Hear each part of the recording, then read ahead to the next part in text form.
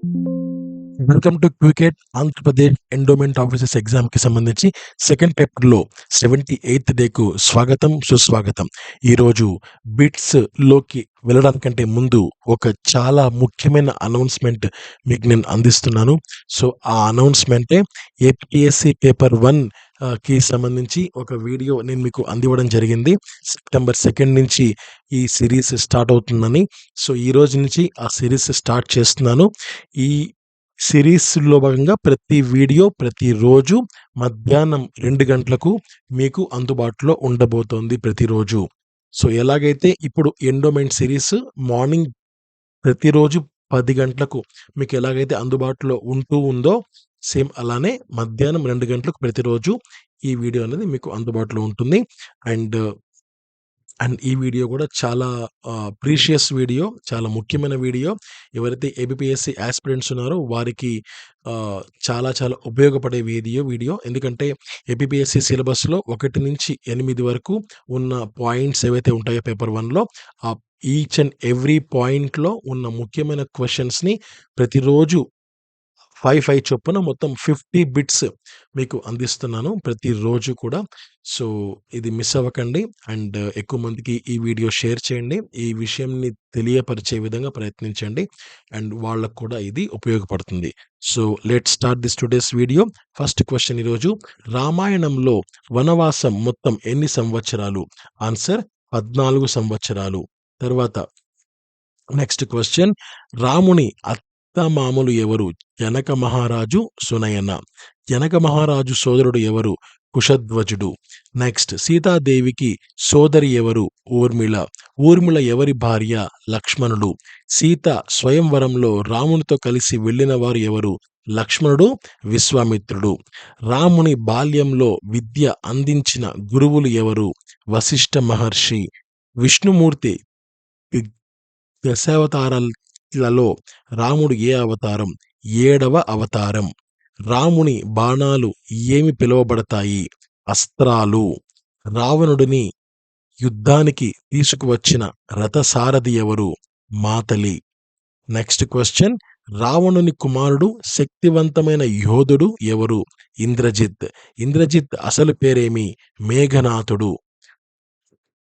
ఇంద్రజిత్ ఏ ఆయుధంతో ప్రసిద్ధి చెందాడు?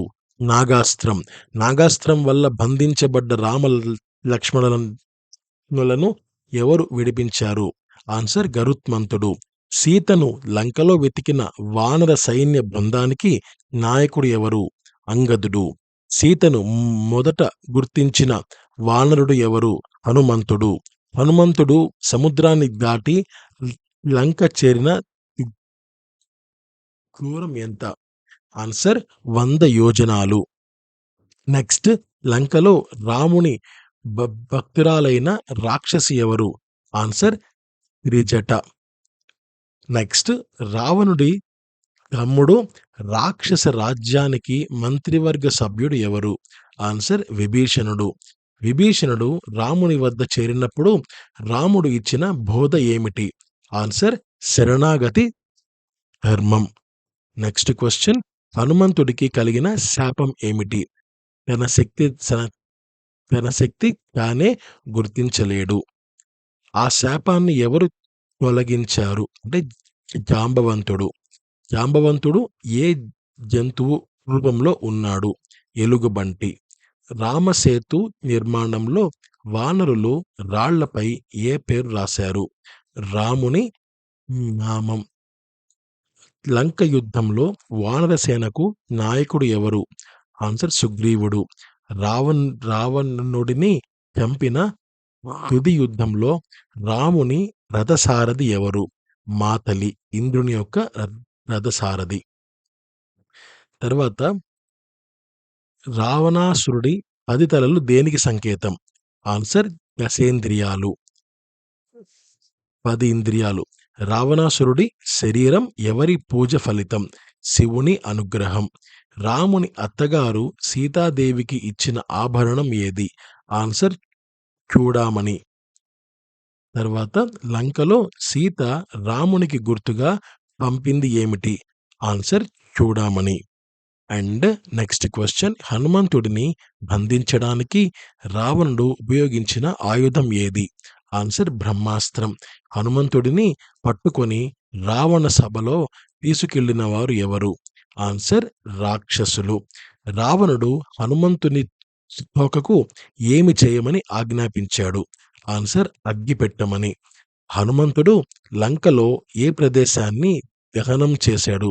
లంక నగరం. రావణాసురుని భార్య ఎవరు? మండోదరి. నెక్స్ట్ విభీషణుడి భార్య ఎవరు? ఆన్సర్ శర్మ. విభీషణుడు రాముని వద్ద చేరినప్పుడు ఎవరు వ్యతిరేకించారు? వానర సైన్యం. రాముని వద్ద విభీషణుడిని అంగీకరించాలని చెప్పిన వారు ఎవరు? ఆన్సర్ రాముడు. యుద్ధంలో కుంభకర్ణుడిని ఎవరు సంహరించారు? ఆన్సర్ శ్రీరాముడు.